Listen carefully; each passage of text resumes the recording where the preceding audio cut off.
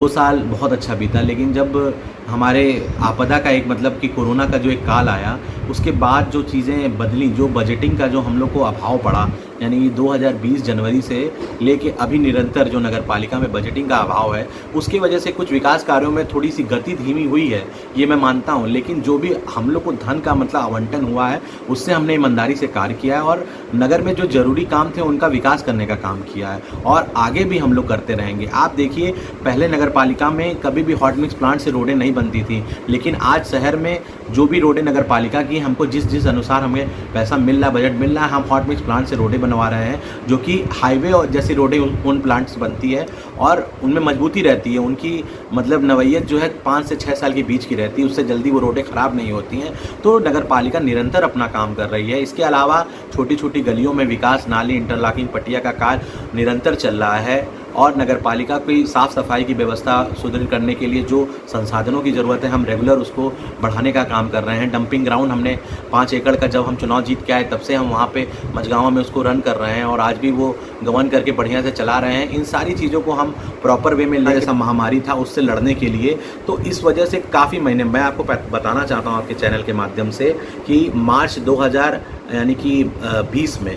2020 से लेके 6 महीने लगातार नगर पालिका का जो सरकारी सैलरी का जो मद है, उसमें एक भी रुपया नहीं आया। जो नगर पालिका आजमगढ़ का 14वां वित्त का योजना का पैसा था, जिससे कि नाली, इंटरलॉकिंग पट्टिया या फिर बढ़िया बढ़िया रोडें बननी चाहिए थी, उन पैसों से सरकारी कर्मचारियों को तनख्वाह दी गई। जब 6 महीने पैसा नहीं आएगा और जो हम विकास कार्यों के पैसे से कर्मचारियों को पैसा देंगे, तो ऑटोमेटिक हमारी नगर पालिका पीछे हो जाती है। इसके बाद जब पैसा आना शुरू हुआ उन 6 महीनों के बाद, तो किसी महीने में भी जो बजट होना चाहिए था वो नहीं हुआ। यानी कि आज की डेट में, प्रेजेंट टाइम की मैं आपको बताना चाहता हूँ, 1,62,00,000 रुपया सैलरी है पूरे नगर पालिका की प्रति माह, लेकिन किसी भी माह में 1,30,00,000 से 1,40,00,000 से ऊपर का पैसा नहीं आ रहा है, जिसकी वजह से जो आउटसोर्सिंग के कर्मचारी हैं या जो रेगुलरिटी के जो हमारे सरकारी कर्मचारी हैं, कहीं ना कहीं उनको अनदेखी करनी पड़ती है। जब 20-25 लाख रुपए का बजट जब अभाव होगा, तो वो हर महीने का आप जोड़ेंगे, तो इसलिए 14-14 महीने की लोगों की तनख्वाह का डिफिसिट चल रहा है। और हमारा ये देनदारी है कि भाई हमको जब भी पैसा मिलेगा,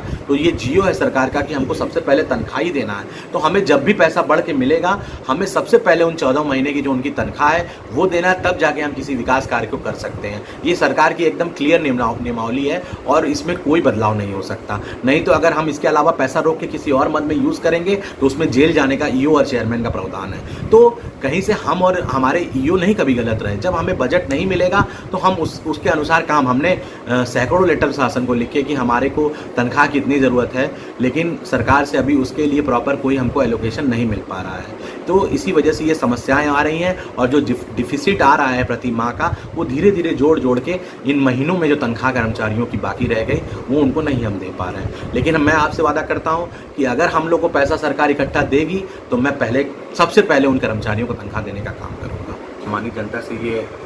बताना चाहता हूँ कि निरंतर 25 साल से आजमगढ़ नगर पालिका में पिताजी माताजी के माध्यम से हम लोग ने नगर की सेवा की है